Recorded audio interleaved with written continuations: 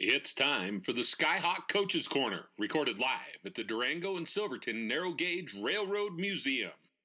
Welcome to the Skyhawks Coaches Corner. This is Bob Bonner alongside Athletic Director Brandon Leimbach. We are in the brain trust of the Skyhawks this week, taking a break from the Durango and Silverton Narrow Gauge Railroad Museum to talk to the head of the athletic department about where the department's at, where it's going, and where he found it when he started here a year ago. But first, Brandon, tell us a little bit about who you are. There's some Skyhawk fans who it's only been a year, and COVID's dominated a lot of it. They haven't gotten a chance to meet the former rugby player who now runs Skyhawk Athletics. Tell us a little bit about that journey. Well, thanks for having me. It's been a long journey growing up in Southern California. Just a huge sports guy. Back when we grew up, we didn't specialize in sports, so we got to play everything all the time. So when I was a kid, whether it was playing tennis or playing golf or, playing football, basketball, baseball, it was just awesome to be involved with sports. It was a time where you'd get home from school and you'd run out and you'd be on your bike with your buddies as long as you could, and just a different time. But found my way up to St. Mary's College in California after high school. I was a hell of a high school athlete. I don't know if I was the best college athlete, but had the opportunity to played some football and rugby as well. If you look up St. Mary's rugby now, they're like winning national championships. We were not that good when I was there, but definitely more social. You set the table, though. Yeah, we set the foundation, kind of like we're doing here now. But yeah, just a great opportunity. Funny enough, when I was leaving college, I truly wanted to be a high school coach and teacher. That was my goal. I wanted to go back home, and I had such a great experience growing up and playing sports, especially at the high school competitive level. I just wanted to go and give back to the students where I grew up and my family and my friends were, and lo and behold, right at the end of my senior year in college, I had pretty good grades, and I was offered a grad assistant job at St. Mary's in the athletics department. So that kind of turned my career to be like, wow, this college athletics gig is pretty cool. Sure. So from that point on, I got my master's degree and worked in the athletics department at St. Mary's, and then was able to get an internship at Notre Dame, run their rec sports program, and just kind of parlayed in one job to another. And my big break into collegiate athletics was in 2002. I was able to move to Colorado School of Mines in Golden, Colorado, and I was there for 11 years and worked my way up to the associate athletic director, and kind of really where I fell in love with the Division II model. And it's just, it's so much more meaningful. It's not all about generating revenue and the TV contracts, and it's about getting to know the student athletes and truly making a difference. And heck yeah, we want to win every game we lace them up for, but at the end of the day, we hope those kids, we're giving them the proper tools so they can have a lifetime of achievement beyond collegiate athletics. Now, Notre Dame, a place near and dear to my heart. You got to see the pinnacle of Division I athletics, and there's something pretty neat about packing the stadium in South Bend and Touchdown Jesus and those traditions and everything. You talked about falling in love with the Division II model, though, when you got a chance to head west again. Is there anything from that Division I model that that's like, this I'd like to recapture in Division II? Or is this really, really where it's at in college sports as far as you're concerned? Well, especially right now with everything going on, you look at the financial models across Division I, and they're so dependent upon big football money and big bowl money that we're seeing right now. Was a conversation as early as yesterday. So I think this is the purest form of collegiate athletics right now, along with Division III, where academics matter and work. It's so funny because my buddies, when I first told them, I'm a Division II athletic director, and they're like, oh, is that just like middle school glorified club sports? And I'm like, come watch a game. Come watch a game and tell me what you think. Come watch Ferris post some guy up, and come watch Will Whitman, who's a pogo stick dunking on people. So when they come and see it, I think they're, they really, a lot of people take it for granted how good the athletics are at this level, and the fact that students can come and get a scholarship as well. It's just a great opportunity for these young people to do what they love, and hopefully get a degree along the way, and just have a great life. So what you saw at Division I, as neat as some of that stuff can be, is that it just gets it. And what I think you're going to tell me is Division I, you just get too far away from that come home when the street lights come on mentality that you and I grew up with. That's how we grew up learning how to play sports. There's still a little bit of that magic in the Division II model, but the money in Division I has just crowded it out, hasn't it? It's a big business, at the end of the day. When I was a director of development at CU Boulder, I was making a difference. I was going out and raising, some significant gifts to help the student athletes have a world-class experience. But at the same time, I didn't know who the heck the student athletes were, right? My relationship with the coaches, you knew the football coaches and the men's basketball coaches, but other than that, it was few and far between. So I think it was that business aspect where, if I wanted a job just doing sales or something, I'd go work downtown Denver or downtown LA, whereas the magic, as you put it, of collegiate athletics is having the relationships with the coaches and the admin staff and all the way down to the student athletes and their parents. And it's a different feel. And here at Fort Lewis especially, I mean, this is a great place, as you know, and just tons of great people and lots of renewed energy for the program. So really a great time to be here. A little over a year ago, when you arrived here, you talk about some direction and some neat energy that's here. A year and a half ago, there were a lot of question marks. Tell us a little bit about that. It's been a rebuilding process. I was fortunate enough to stumble into it a few months after you got here, and I've been very impressed with the changes made around here. But what were the challenges you faced coming in? What was that first year like? Well, first and foremost, it didn't look like this. We did a total rebrand, and I think that's important for the athletes and when the recruits come to town that they see, every window has a new graphic on it, and we repainted everything, and we want to show the student athletes that it matters, and we take it seriously around here. I'd say the culture was a little bit down. We had a fractured coaching staff, and I think first and foremost my priority was to build my team, get the people on my team that I needed. I was thankful enough to be able to create an entire admin team, right? We got a new assistant AD for communications, a new assistant AD for external, a new assistant AD for compliance, and we already had a facilities guy here whose Fletch has been phenomenal. But the point is, once I had that team built and once we were able to put the coaches in place, bought into my belief that we could be great here, and we're going to championship start with scholarships, and we're trying to do some creative things to raise some money to, be at the top flight level of our conference with scholarship dollars and really just enhance our facilities and, make it a destination place. I mean, people like me and you that have lived in other parts of the country, and you come here and it's magical, our little campus up in the sky. So just to share that with other people and to be able to compete in such a great conference, there's a lot of positives here at Fort Lewis College right now. The campus in the sky, I mean, it's one of the things that drew me to Durango, moving here a little over a year ago. What drew you to the job? What made you go, yeah, Fort Lewis, that's where I want to go? Great question. Well, entering the RMAC in 2002, I always knew of Fort Lewis College, and then I ran a sports camp at Mines as well every summer, and some of the old Fort Lewis basketball players came and they worked on my staff, or some of the old basketball coaches or participants at Fort Lewis ended up coaching for us at School of Mines. So, I heard over the years, like, Brandon, you'd love that place. It's just a great place to live. Sure. And, when I left Mines, I took an AD job up in Northern California. And then when I came back, I was at CU for 4 years. And I think, that time at CU, again, so business-like, great opportunity. Again, I learned a ton. But to be able to bring that aspect back to the Division II level where I loved, it was just a natural fit. I mean, when the job opened up, the search firm called me and said, hey, is this something you'd be interested in? And I said, oh, without a doubt. Especially, it's funny, obviously I've been here a year and a half and it was all pre-COVID, but at the same time, my family and I, Denver was getting crowded and super expensive, and not that this place is cheap, but at the same time, just I think a great quality of life coming down here. The stars really aligned for you. For sure. In a place like you felt like you would make a difference, right? I don't want to say we've underachieved a lot around here, but again, we haven't had the most resources, and we're going to have to be scrappy.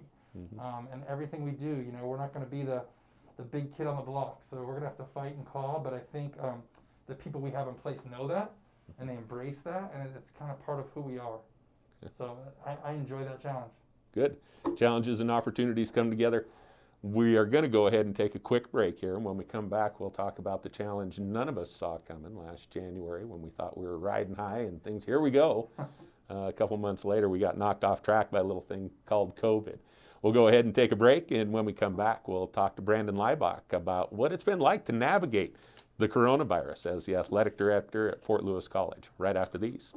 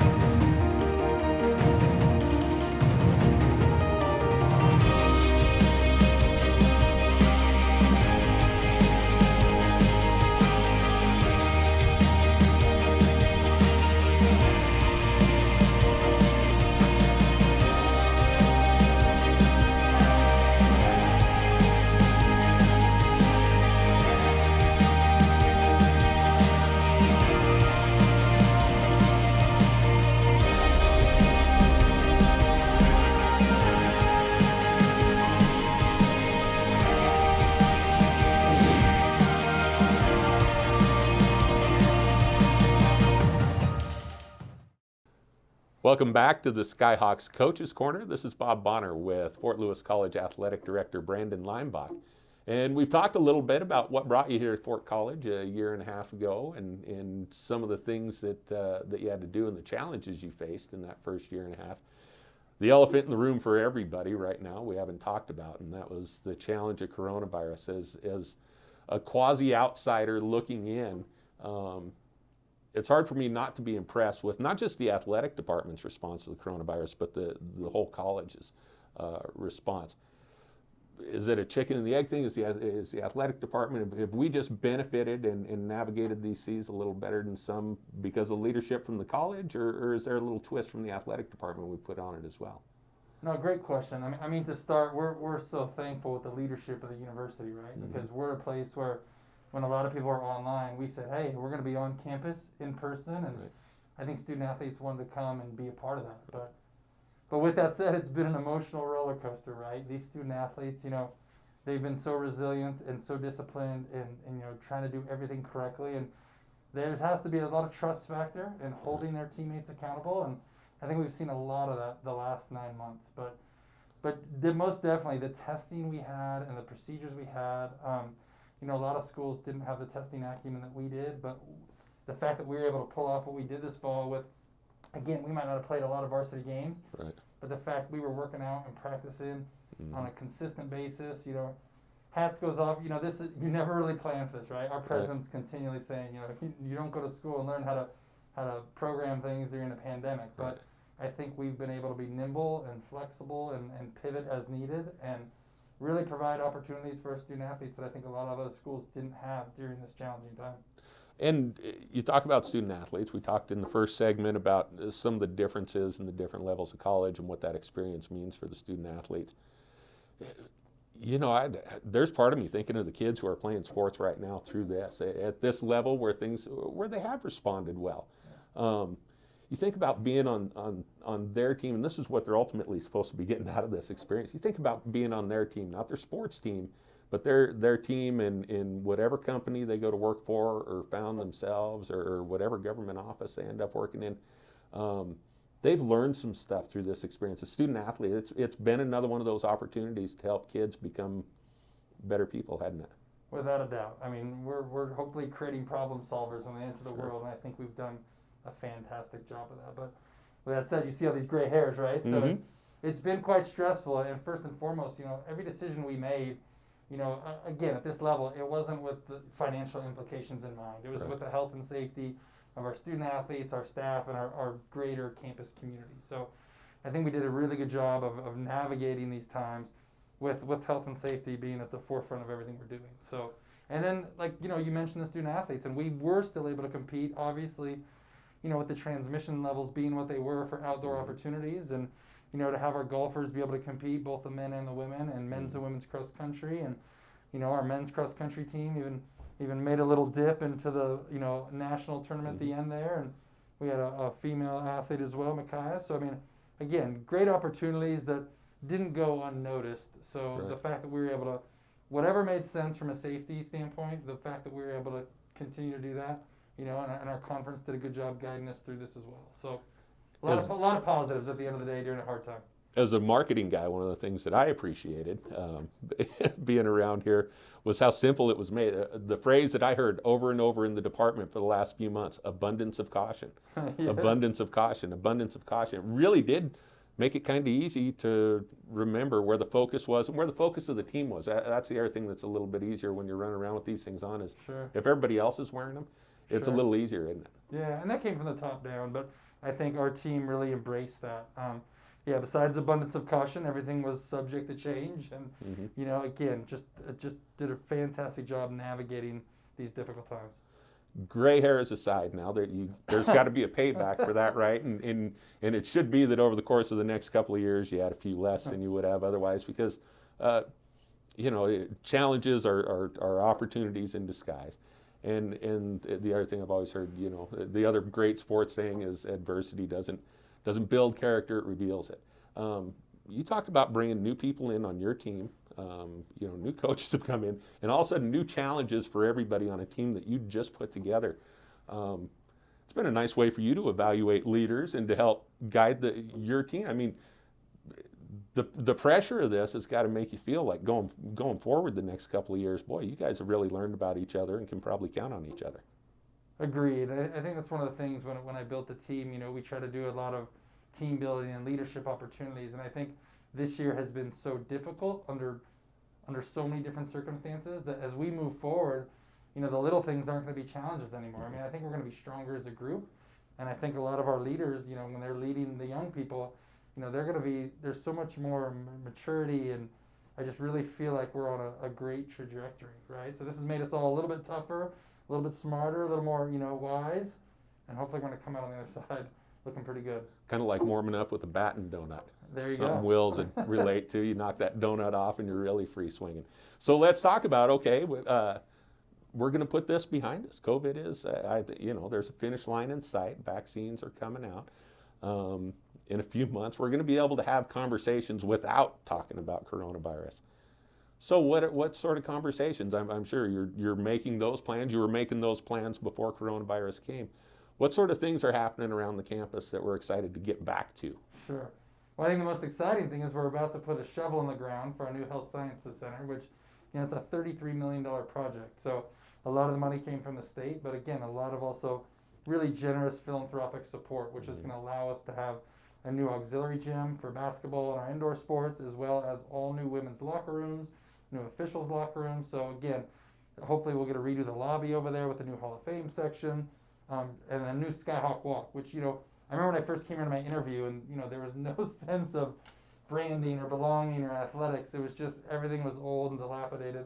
Right. So now to be able to come in from our parking lot, to a new Skyhawk Walk, with that game day promenade, that's going to be unbelievable. It's just the little things like that make you feel like you've arrived and athletics matters and we care about it. So all those things that are going to go through with the new Health Science Center are just a game changer, especially for recruiting, right?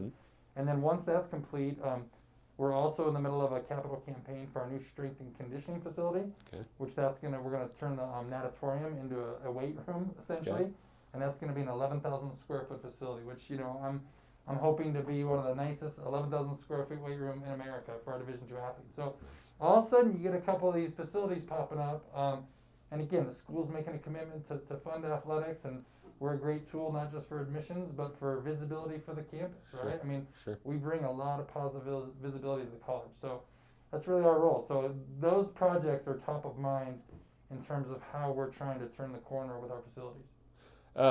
One of the things that's going to help us achieve all those goals is the alumni and the people who support Fort Lewis College and support the Skyhawks. And just a few weeks ago, we had a remarkable Giving Tuesday. Why is it important, and why is that something? Why do we need to have an even better one next year? Yeah. Well, this was the second annual, and I think people like David Wilson in communications did a great job marketing that. Last year, we got a new gentleman that ran our annual fund, Michael Garvey, and it wasn't his fault. He came really late, right? So he said, hey, let's do this Giving Day. It sounds great. And everyone's like, rah, let's do it. And, it wasn't that fruitful because he just got here and we started really late. So give us a year to plan. Sure. And through our marketing efforts, we had a social media campaign, and our coaches really went out and, beat the street. And I think it's really important to engage those student athlete alumni and get them back and be a part of our program. So, and to tell them, hey, this is usually annual fund at any level is not easy, right? Because you're trying to get a lot of those $20 and $50 gifts, and that's great, and that's what we need. But really, it's more engagement and engaging those people that want to be a part of our program. So I felt like we had the sufficient time. We did a much better job marketing, and to your point, I mean, I think when it was all said and done, in 24 hours, we raised just south of $110,000, 109 and change. And so again, exceeded our expectations. But just knowing that by these efforts, we have people out there that are passionate and care about Fort Lewis College athletics. So we're going to hopefully just keep taking that to the next level. How do you duplicate that, Brandon, next year? Or you don't want to duplicate it, you want to exceed it next year. One more time, let's go back to the COVID challenge.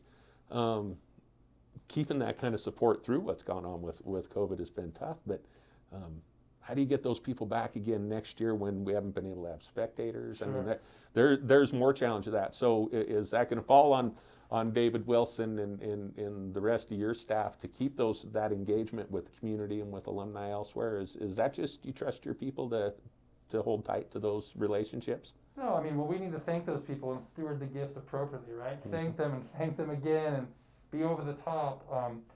Because again, and show them what we're doing for our student athletes, right? Let them know what we're doing with their dollars that are making a difference in the lives of our student athletes. In addition to that, you mentioned we have no fans, but at the same time, we have one of the best live stream broadcasts, in America and for Division II. I mean, we have our marketing out there. We have a great announcing team, thanks to you and Rick, and we have commercials for our corporate sponsors, and we're just doing everything the right way right now. So as long as we can continue to that and people see that, hey, we might have limited resources, but you know what, we're doing the best job we can to make this feel like a world-class experience for our student athletes. That's what's important. And it is neat. The live broadcasts have gone well. We've heard a lot of good things about them, and it's fun being a part of them. You can follow the Skyhawks and everything they do. Go skyhawks.com. Subscribe to the weekly newsletter, the Skyhawks Squawk. There's a million ways. You can follow us on Twitter, on Facebook, on Instagram. And yeah, when we're ready to welcome you back, we're going to welcome you back with open arms. We're going to go ahead and take one more break and come back and wrap things up with Skyhawks Athletic Director Brandon Leimbach right after these. We know that there are certain sports that are more at risk to have ankle injuries. And so for my athletes in those types of sports, I'm often recommending not only preventative fitness activities, but also stretching and maintenance exercises for proprioception, and even so far in some situations, preventative bracing or taping. And you're struggling with either a current injury or an injury from the past that's causing you to have pain and dysfunction, I highly encourage you to get over with Mercy Sports Medicine. The athletic trainers there are a great first line of contact for ankle injuries in general. And then also if you need a consultation here at Mercy Orthopedics with me, they can help that happen seamlessly. Welcome back to the Skyhawks Coaches Corner. Bob Bonner joined by Fort Lewis College Athletic Director Brandon Leimbach. And Brandon, thanks. It's been a great interview so far. We're going to wrap things up, play a little game I call the one. I want you to think back your entire athletic career all the way back to when you're whippersnapper, threw the ball for the first time, and I'm going to ask you 5 questions and think of the one thing that jumps to mind first when I ask a question. Okay. All right? Sounds good. First one is the one moment from your career, the one, heck, you can go one season, the one thing that's always going to stick out to you, you're going to take to the grave from your athletic career. Yeah, personally, it's probably not one moment or one game, but it's probably one season. And it occurred during my senior year of basketball when I was in high school. And, we had a team, we were not picked to win anything. And we were just, we had heart. We were scrappy, we fought, we clawed, and ended up winning first place in our league. And since I was a senior, about a 20-10 guy a game, they made me MVP of the league. And it was kind of funny because the second place team had a guy named Tony Gonzalez. Everyone knows the Hall of Famer from Cal and then the Chiefs and the Falcons. Right. So getting to guard him and play against him was special. So special that I think they made a special award for him that year and made him the most outstanding player, just because I couldn't be the MVP over him because he was so much dang better than I was. Sure. Just those memories. Then playing on those all-star teams in Orange County with, the likes of Brian Finneran and Miles Simon and Tony Gonzalez. And, I always remember going to the practices and my dad said, well, you're not going to play very much. And I said, yeah, I'm second string through and through because I'm not going to beat Tony in anything. So those are great memories that I'll take with me forever. So that brings us, you drop a few names there of guys that you played against and got to play with on some all-star teams there.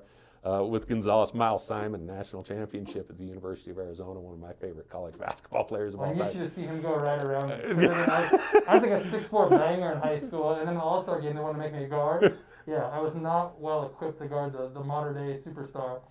So yeah, it was embarrassing to say the least. So which one of those two guys, or is it a dark horse candidate? My next question is, who's the one player from your career that you never want to see again? Well, I think that's easy. I think it is Tony, right? I mean, it didn't matter if it was the football field, and I was playing tight end, tried to reach block him as a linebacker. I wasn't going to win that battle. So just a pure superstar, just the size and strength. I mean, I'll never forget the all-star practices and just watching those guys, when the ball would go to bounds and he would just take off at a dead sprint. And to see that man that's 6'5", 250 pounds, run through a wall, and it's like, I felt like a little high school kid at that time. Right. Just an honor to get to play on the same court with some of those elite athletes. Now, how about people who played with you? Is there someone who sticks out in your mind that made you better? Gosh, that's a great question. That's really, or that just watching them, or that you just enjoyed watching be on your team, was just, you were glad they were on your team and not playing against you? You know, this is a funny one. I'll say my coach in basketball, Gordon Billings, he was an All-American in the Azusa Pacific. And during practice, my junior and senior year, we would guard each other. I mean, he would guard me, and he would beat the crap out of me, and I'd try to beat the crap out of him. And those were some memories that I feel like he constantly pushed me to be better. So, interesting. I mean, maybe it's not so common these days to have your coach be on the court with you, but I tell you what, just a great leader, and one of those people you never want to let down. Okay. And so you always want to try to get better. And he didn't just talk the talk; he walked the walk. He went out there and physically would manhandle me to try to make me better. Okay. This one not so fun for people maybe. One regret, one do-over. What's one thing you'd like to go back and do over? Gosh, dog, probably not playing football in college. I had some small college basketball offers, whether it was Concordia Irvine or Vanguard College. And, I was so enamored by taking the recruiting trips to Fresno State for football and to St. Mary's and to some other 1AA places. And looking back, just with the toll that football and rugby took on my body, Right. instead of playing football in college, I think I would have much rather had an experience. Looking back, to play at a small college, like a Division II level, I think that would have been the one thing I changed. All right. Or starting to play golf at 11 like Charlie Woods and be a professional golfer. Well, now and maybe we can bring golf into this at the end. Here's the legacy question, Brandon. What's the one thing you want folks to say about you when you ride off into the sunset from Fort Lewis College somewhere down the road? What's the one thing people want to say? Boy, I'll tell you one thing about that guy. I think I was passionate. I think when I hire coaches, and I always want people to have the work ethic and to have the integrity to do things the right way, but to have that competitive edge. And I feel like in everything I do, and every decision we make around here, it's to try to give ourselves a chance to compete, and be successful. And again, not just on the court, but in everything that our student athletes do academically, but just my passion for what I do, and that I cared about the students and cared about my staff, and just trying to make this place a better place every day when we come to work. And I feel like we're getting there one step at a time. Yeah, and so the legacy would be that you sold out, right? To making this what your vision was when you came here. I mean, and to go back to the beginning of the interview, we're off to a heck of a start, and to see this through to fruition. This is the direction we're going, and having the passion to see that through. That's Sounds like a plan. Let's do it. All right, let's get her done. Hey, we want to thank everybody for joining us on the Skyhawks Coaches Corner. Thank Brandon Leimbach, Fort Lewis College Athletic Director. We want to wish everybody a happy new year moving forward, and in hopes that 2021 is in so many ways better than 2020 was. And we're hoping at Fort Lewis College to get it off on the right foot, as we've got our men's and women's basketball teams back in action here in Durango to start off the new year. We hope you all tune into the radio and listen to them, or catch our live stream broadcast, because we've got some great basketball teams here, and it's going to be a fun winter. Thanks again, everybody, for joining us, and Happy New Year. Until next time, keep soaring. Go Skyhawks.